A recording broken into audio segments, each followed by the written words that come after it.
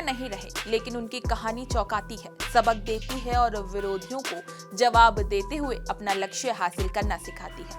आइए जानते हैं जीवन के हर मौके पर उन्होंने कैसे खुद को साबित किया और टाइकून बनकर देश दुनिया में छा गए। नमस्कार, मैं हूं आपके साथ अंशु और आप देख रहे हैं punjabkesari.com। लोग आप पर जो पत्थर फेंकते हैं उन्हें उठाएं और उनसे स्मारक बनाएं।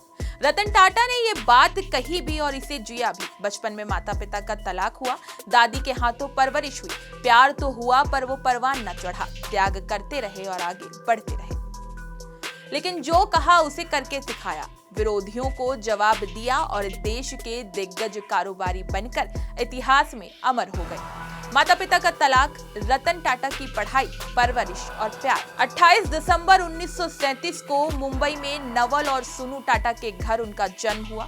10 साल की उम्र में माता पिता अलग हो गए। तलाक के बाद पिता ने स्विस महिला सिमोन दुनॉयर से शादी की और मां ने सर जमशेदजी जीजी बॉय के साथ घर बसा लिया। लेकिन रतन की परवरिश की उनकी दादी नवाजबाई टाटा ने, जिनसे वो बहुत प्यार करते थे। शुरुआती पढ़ाई बॉम्बे के कैंपियन स्कूल से हुई, Cathedral and John Connon school और शिमला के बिशप कॉटन स्कूल पहुंचे। हायर स्टडी के लिए अमेरिका पहुंचे और कॉर्नेल यूनिवर्सिटी में आर्किटेक्चर में ग्रेजुएशन किया। साल 1975 में उन्होंने ब्रिटेन के हार्वर्ड बिजनेस स्कूल से एडवांस्ड मैनेजमेंट प्रोग्राम किया। 7 साल अमेरिका में रहे। पढ़ाई के बाद लॉस एंजलिस में नौकरी की, यहीं प्यार भी हुआ। इसका किस्सा खुद उन्होंने साझा किया। रतन टाटा का कहना था कि जब वो अमेरिका में थे उनकी शादी हो गई होती, लेकिन दादी ने उन्हें फोन करके बुलाया और उसी दौर में भारत चीन की 1962 जंग शुरू हुई। मैं भारत में रह गया और उसकी वहां शादी हो गई। सबसे बड़ा जोखिम ना उठाना है। इसी फलसफे से यूं बने भारत के रतन। भारत लौटने के बाद 1962 में जमशेदपुर में टाटा स्टील में बतौर असिस्टेंट काम करना शुरू किया। अप्रेंटिस के बाद उन्हें प्रोजेक्ट मैनेजर बना दिया गया। अपने काम करने के तरीके से वो बुलंदियां छूने लगे और मैनेजिंग डायरेक्टर एसके नानावटी के विशेष सहायक बन गए। उनकी सोच और करने के अंदाज ने उनका नाम मुंबई तक पहुंचा दिया और जेआरडी टाटा ने उन्हें बॉम्बे बुला लिया। उनका कहना था कि एक ही चीज दुनिया में इंसान को नाकाम बना सकती है, वो है जोखिम ना उठाने की आदत।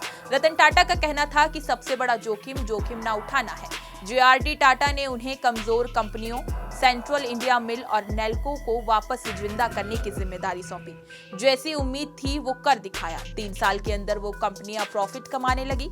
साल 1981 में रतन को टाटा इंडस्ट्रीज का प्रमुख बनाया गया। जेआरडी जब 75 साल के हुए, चर्चा शुरू हुई कि उनका उत्तराधिकारी कौन होगा। लिस्ट में कई नाम थे। खुद रतन को ये लगा उत्तराधिकारी की कुर्सी के 2 ही दावेदार हैं, पलखीवाला और रूसी मोदी। लेकिन जेआरडी टाटा की नजर रतन पर थी। 86 साल की उम्र में जब उन्होंने अध्यक्ष पद से इस्तीफा दिया तो 1991 में रतन को उत्तराधिकारी बनाया।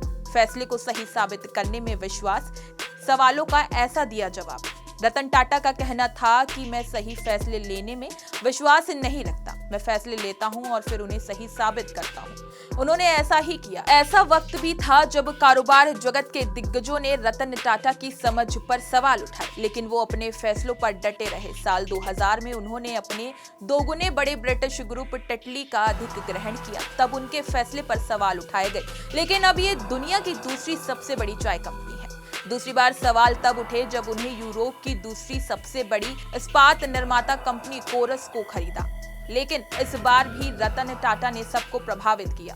धैर्य के साथ चुनौतियों का सामना, जिस फोर्ड ने ताना मारा उसके ब्रांड को भी खरीद लिया। रतन टाटा का भी मानना था कि धैर्य और दृढ़ता के साथ चुनौतियों का सामना करना चाहिए, क्योंकि ये सफलता की आधारशिला है। उन्होंने इसका उदाहरण भी पेश किया। नैनो से पहले उन्होंने 1998 में टाटा मोटर्स को भारतीय बाजार में उतारा। ये भारत में डिजाइन हुई पहली कार थी। इसे सफलता नहीं मिली तो फोर्ड मोटर कंपनी को बेचने का फैसला लिया गया। बातचीत के दौरान फोर्ड ने रतन टाटा पर ताना मारा कि अगर वो उनकी इंडिका खरीदती है तो भारतीय कंपनी पर बहुत बड़ा एहसान करेगी। इस बात से रतन टाटा और पूरी टीम नाराज हुई। डील कैंसिल कर दी गई। 10 साल बाद हालात बदले। फोर्ड अपने बुरे दौर में पहुंची, उन्होंने जैगुआर और रेंज रोवर बेचने का फैसला लिया। रतन टाटा ने 2.3 अरब अमेरिकी डॉलर में इन दोनों ब्रांड का अधिग्रहण किया। हालांकि इस अधिग्रहण पर कारोबार क्षेत्र के विश्लेषकों ने सवाल उठाए और कहा, ये डील टाटा ग्रुप के लिए बोझ साबित होगी। टाटा ग्रुप की टाटा कंसल्टेंसी सर्विस का इस समूह की तरक्की में विशेष योगदान रहा।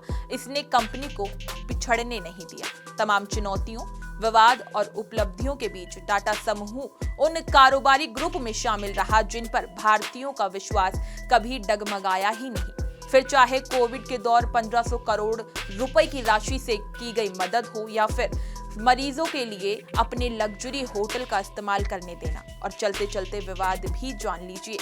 सफलता की राह में रतन टाटा का सामना विवादों में भी हुआ। साल 2010 में विवाद तब पैदा हुआ, लॉबिस्ट नीरा राडिया और उनकी टेलीफोनिक बातचीत लीक हुई। उस टेप में नीरा की नेताओं, टॉप बिजनेसमैन और पत्रकारों से बातचीत शामिल थी। साल 2020 में टाटा समूह के ज्वेलरी ब्रांड तनिष्क का एक विज्ञापन जारी हुआ, जिसको लेकर दक्षिण पंथियों ने सवाल उठाए और ट्रोल किया।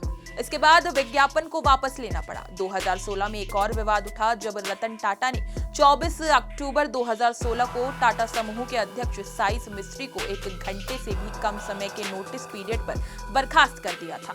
आज रतन टाटा हम सबके बीच नहीं है, लेकिन उनकी उपलब्धियों और देश की तरक्की में योगदान को हमेशा याद रखा जाएगा। इसी तरह की तमाम खबरें और अन्य अपडेट्स के लिए बने रहिए हमारे साथ और देखते रहिए punjabkesari.com।